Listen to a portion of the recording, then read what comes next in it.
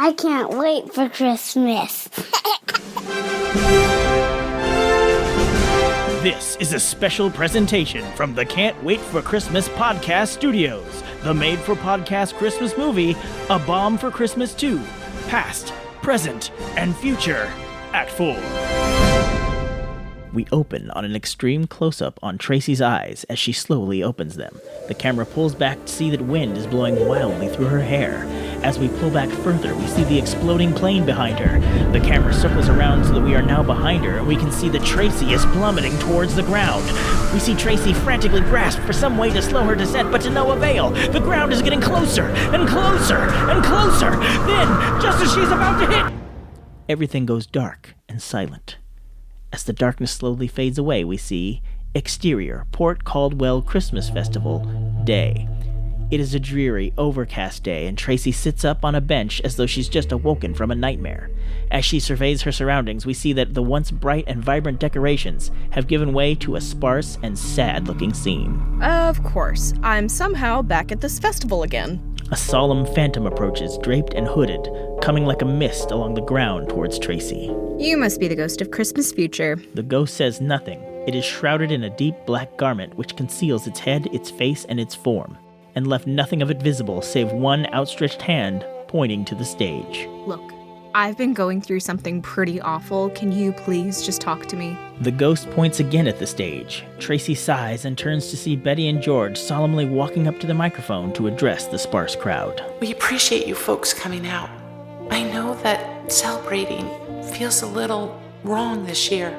But Holly and Bobby loved this festival, and we felt we should pay tribute to Holly, Bobby, and all the victims of Harlin Airlines Flight 121-192, taken from us 1 year ago today. So, instead of our traditional tree lighting this year, we're unveiling this statue of Holly and Bobby that will stand as a memorial to them. They pull a tarp off the statue to reveal the likenesses of Holly and Bobby holding hands and looking up to where the Christmas tree is in the town square. I'd gotten to know Holly pretty well for the last year before she died. She was such a dear friend, a great cop, and she was even a bridesmaid at my wedding. She literally saved this festival 2 years ago. It's just such a shame that the person that she saved betrayed her. No, that's wrong. I've known Bobby for a long time. Even before he was the main sponsor of the festival, he would always help out with it every year. But this is the first time in, I don't know how long, I've had to do it without him.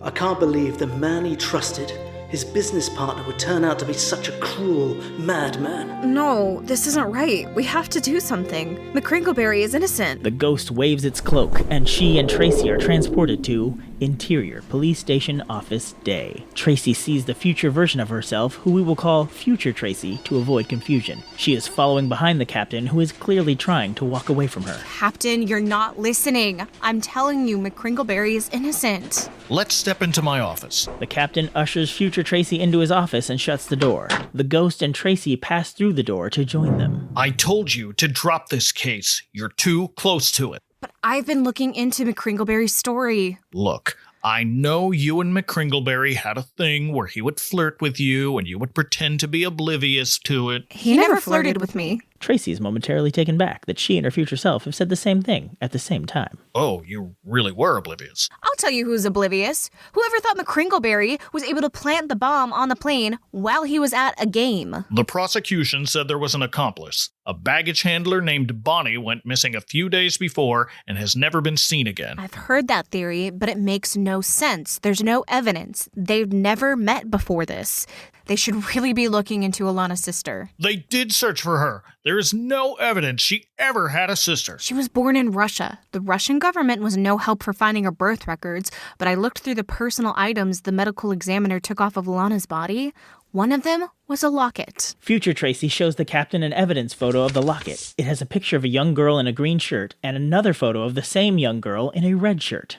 Yeah, it's weird that she wore a locket with a couple photos of herself. Yes, extremely weird. Unless one of the photos isn't her. We can't invent a whole human out of one picture. They searched everywhere for a Gemma Rikmanovich. There was no trace of her to be found. They were so focused on the last name that they didn't even know where to look. I used some photos of Alana and did a facial recognition match and found a Gemma Ironoff who lives in Spokane Valley. Future Tracy slaps a photocopy of Gemma's driver's license on the captain's desk. She's the same height and build as Bonnie, the missing baggage handler. Bonnie wasn't the accomplice. She was another victim. Gemma kidnapped Bonnie, posed as her at work, planted the bomb, and then framed McKringleberry. Let me bring her in. Tracy turns to the ghost of Christmas Future. I know that's what really happened, but what my future self just said sounds crazy, even to me. Look, Tracy, even if what you're saying is true, it's too late. But Gemma is real. The trial was months ago. No judge in the world would issue an arrest warrant for a person after someone else has already been tried and convicted for the same crime. But what if I could prove she exists? The Seattle PD can't go harassing citizens of neighboring cities because we're chasing theories. What we can do is give this information to McKringleberry's lawyer. He can hire a private investigator to collect some sort of proof. Future Tracy grabs the photos off the captain's desk and starts to walk out of his office. Tracy, I said you can't go after this Gemma person. No, you said the Seattle PD can't go after her. Future Tracy tosses her badge on the captain's desk. Guess I'm a private investigator now. Tracy watches as Future Tracy storms out of the office. Yeah, it's not that easy to become a PI.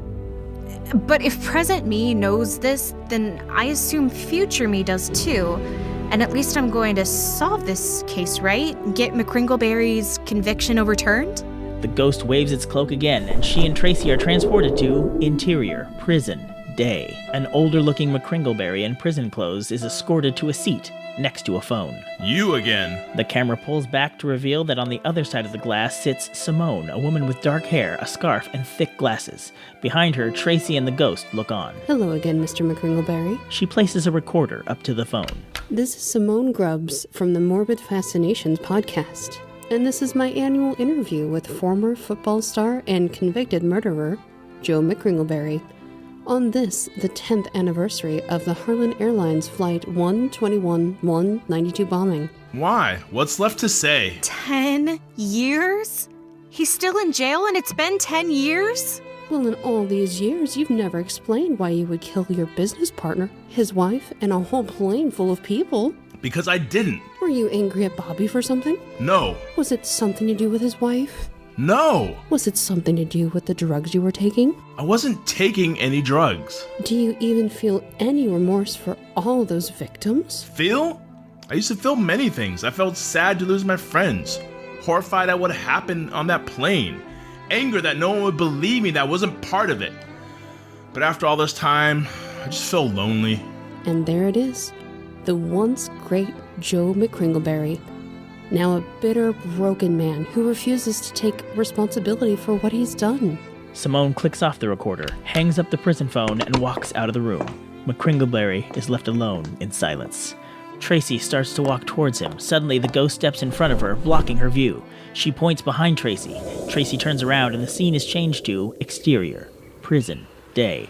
Simone exits the prison and walks to the parking lot. As she fishes for her keys, she is interrupted by a woman blocking her path. She looks up to see an older Tracy standing in front of her. Young Tracy and the ghost are standing nearby, unseen. You almost got away with it. What are you talking about? You could have just faded away.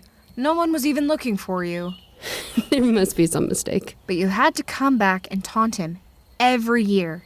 It wasn't enough to just frame him. You had to torture him every year. I'm sure I don't know what you mean. I'm just a podcaster who... Old Tracy grabs Simone's hair and scarf, then pulls. But it isn't hair, it's a wig. When old Tracy pulls it off, it reveals that Simone is actually old Gemma. Young Tracy turns to the ghost. How many different voices do these sisters have? Congratulations. It only took you a decade to figure it out. Some detective you are. No better than that loser, Holly. Watch your mouth. She couldn't even figure out my wire puzzle. One red wire, one green wire. Some sort of twisted Christmas riddle. See? You don't get it either. How sad. You've been chasing me down for all these years and still don't have the answers? Young Tracy's eyes widen. The wires don't have anything to do with Christmas. Old Tracy, oblivious to her younger self, grabs old Gemma by her collar. I don't care about your stupid riddles. I'm taking you in, and you're going to pay for what you've done. You're done torturing McKringleberry. Well, you're partially right. I am done torturing McKringleberry. But not for the reason you were hoping for. Suddenly, the prison behind them explodes.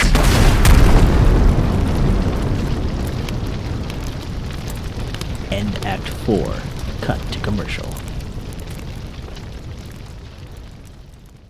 A Bomb for Christmas 2, Past, Present, and Future, Act 4 is brought to you by kindness. Have you noticed it seems like the world is getting worse and people are less and less friendly to each other? Try kindness. If we all do it, things will get better. A Bomb for Christmas 2, Past, Present, and Future, Act 4 was written, directed, and produced by Tim Babb. Featuring the voice talents of Kiki Cronin as Tracy Chabert, Emily Sherb as Gemma Ritmanovich, Trish Healy as Betty, and Kira Hogue as Simone Grubbs, with special podcaster guest stars Edward Frizzell from That's Hindsight as George, Noah from the Tancast podcast as Joe McKringleberry, and Mike Westfall from the Advent Calendar House as Captain Willis. All music and sound effects were public domain and found at pixabay.com. This made-for-podcast Christmas movie is a work of fiction. Any similarity to actual persons living or dead or actual events is purely coincidental. Copyright 2025 by the Can't Wait for Christmas podcast, all rights reserved. Tune in December 23rd for the dramatic conclusion of A Bomb for Christmas 2, Past, Present, and Future.